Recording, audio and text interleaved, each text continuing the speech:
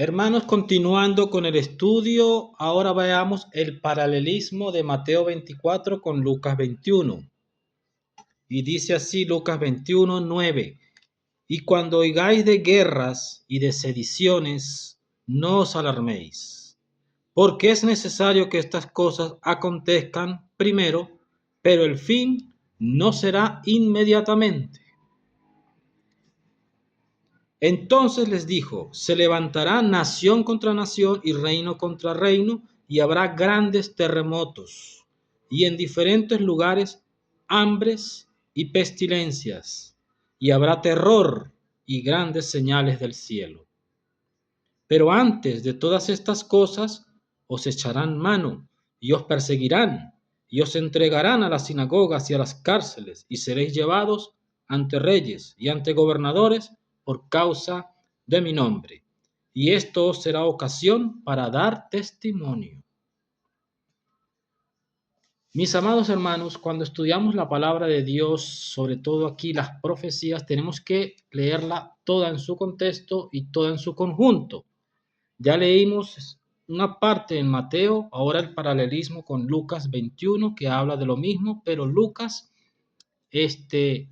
pone otras cosas, agrega otras cositas muy importantes cuando dice que el fin no será inmediatamente.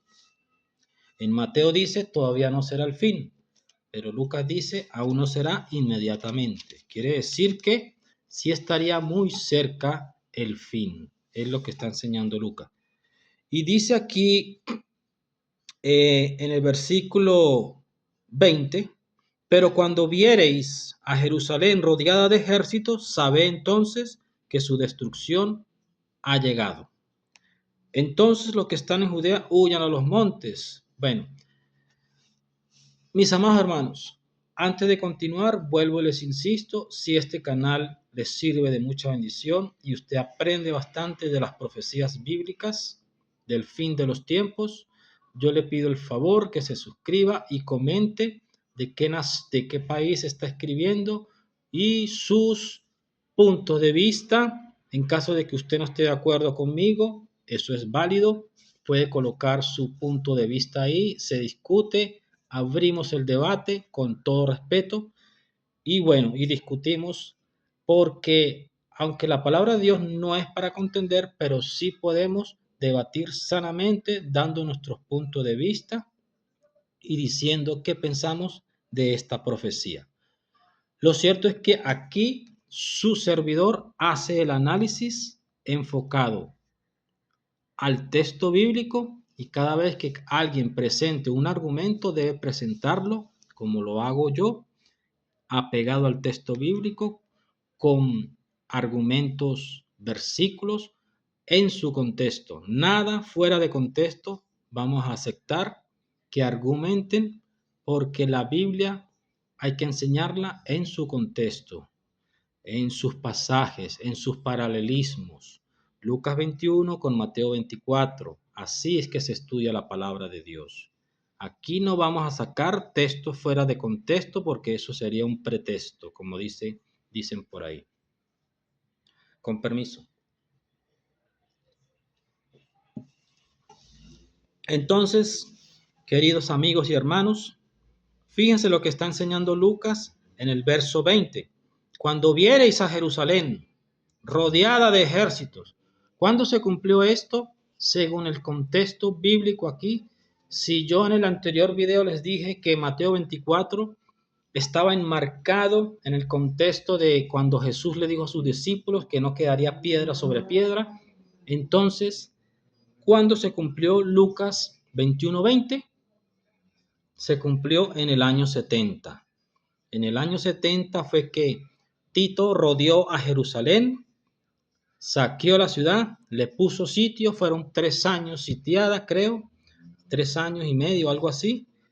La ciudad fue sitiada hasta que por fin cayó y entraron los romanos al templo y saquearon y destruyeron y demolieron piedra por piedra, tal como Jesús lo había dicho.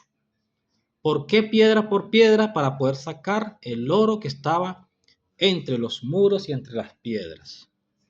Todo eso fue derribado piedra por piedra. La profecía del Señor Jesús se cumplió al pie de la letra, porque todo lo que dice el Señor ha de cumplirse. Ahora, dice aquí Lucas en el versículo 24, y caerán a filo de espada y serán llevados cautivos a todas las naciones, y Jerusalén será hollada por los gentiles, hasta que los tiempos de los gentiles se cumplan. ¿De quién está hablando aquí Jesús? Está hablando de los judíos. ¿A quién le está hablando Jesús? Jesús le está hablando a los discípulos, y los discípulos eran judíos. Y el Señor les está diciendo que este pueblo, en esos días, habrá mucha ira de parte de Dios contra ese pueblo, es decir, contra el pueblo judío. ¿Por qué razón? Por haber rechazado al Mesías. Por su rechazo del Mesías, el pueblo judío tuvo que pagar todas estas cosas. Caerán a filo de espada, serán llevados cautivos a todas las naciones. Tito esparció después del año 70 a los judíos, a muchos entre las naciones. Claro, no fue algo total, porque más adelante, en el año 135 después de Cristo, se levantó un falso Mesías.